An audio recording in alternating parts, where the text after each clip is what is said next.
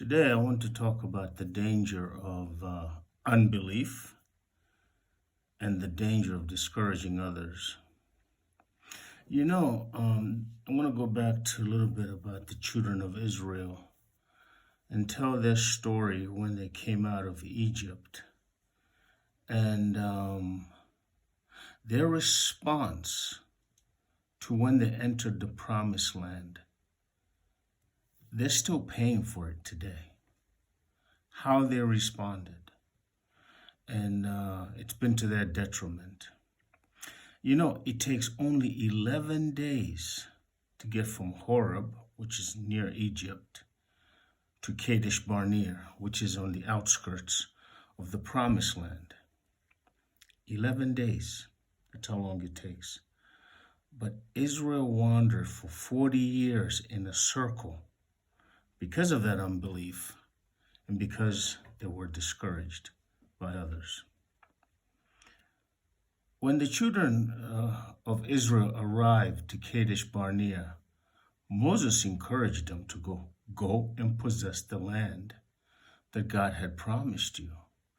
He was not allowed to enter, but he pushed them forward and said, go possess that land. Remember, this is the land that was promised Abraham in Genesis 15, I think 15 and 16. And so Moses tells him, go. It's yours. It's for the taking. Go. But they decide to first send out spies to spy out the land. Remember, it's the land that's given to them, but they want to send out spies. So 12 spies go out, one from each tribe of Israel. There's 12 tribes. And they come back with good news and bad news. The good news is the land is good, and here's the fruit to prove it. So it's a land of milk and honey. But the people there are greater, more numbers, and taller than we are. This is the bad news. The cities are also great, walled up to heaven, and also we saw giants there in the land. We see this in Deuteronomy 1:28. With this news, let's look at how Israel responds. They go back to their tents and they cry and murmur, saying, because God hates us. That is what came out of their mouth. Because God hates us, he has brought us out of Egypt to deliver us into the hands of our enemies to destroy us. This is the response that they gave from the news of 10 of the spies, not Joshua and Caleb, the other two spies. They came back positive, but they were all positive. But they discouraged the people because of the numbers that were there and because of the cities that were there. The 10 spies, except for the two. But we have to look at the way the nation of Israel responded is after all God had done for them in Egypt, all the miracles, even guiding them by a pillar of fire by night and a cloud by day for their shade, feeding them in the wilderness, crossing of the Red Sea, all that God has done, this is what they say. The Lord hates us. He takes us out of Egypt. He brings us into this land of our enemies, the Amorites, to destroy us. Wasn't Egypt their enemy? So what does God do? God sends them back to the wilderness and has them walk around in circles for 40 years. Until the generation that didn't believe, they die off. This is not all. So as I said before, 10 out of 12 spies discouraged these people to their decimation. They lose everything.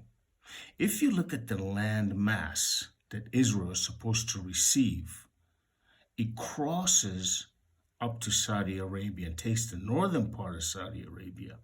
It takes all of Syria, takes all of Jordan. It takes part of the southern part of Turkey.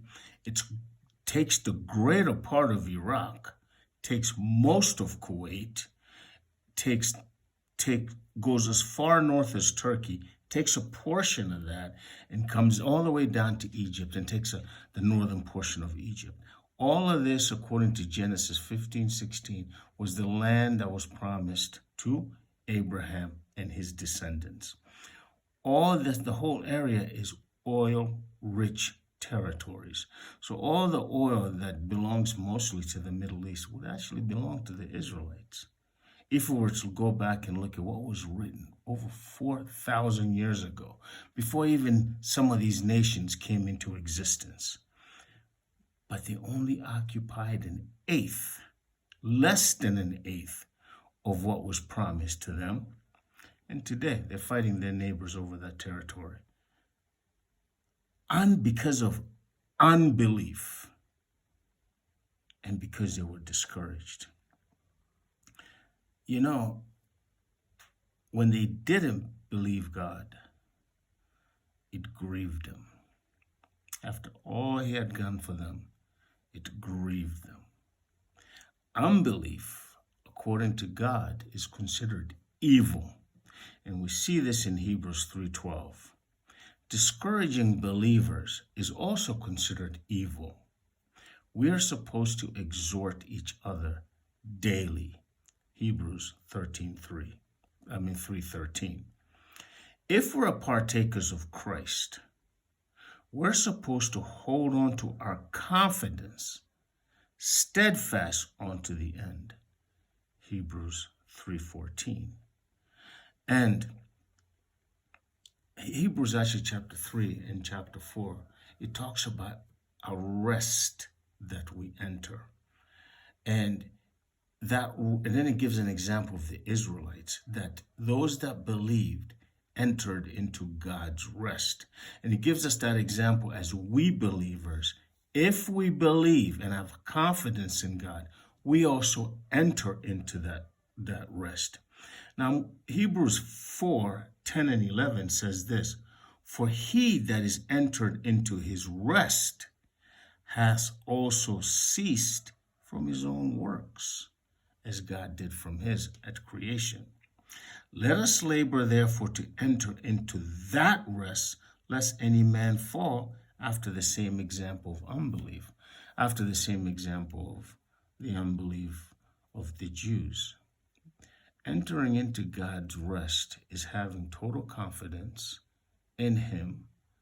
Hebrews 11, I think chapter 11, verse 6 says, without faith, it's impossible to please him.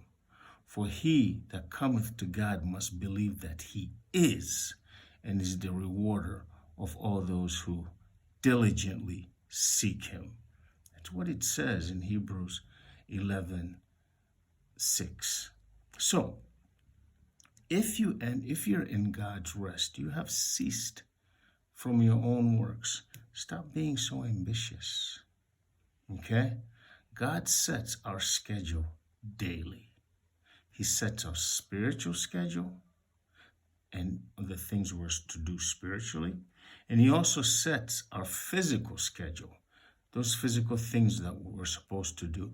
But just that we frustrate the grace of God, and Paul talked about this in Galatians 2:21. I do not frustrate the grace of God. If you have entered into God's rest, God will initiate, you will believe, and God will perform. Do not be discouraged by others and fall into unbelief. Believe in the word, believe what God says, study his words, spend quiet time with him, pray. Because, a lot of my friends come up to me and say, well, I have this challenge. I don't know what to do. I just say, pray. Just pray.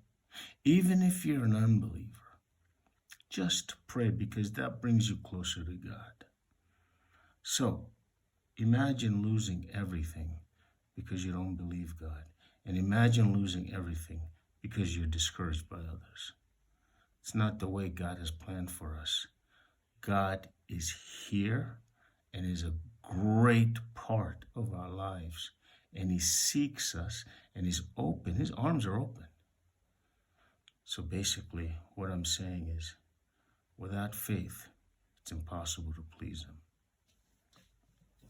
him.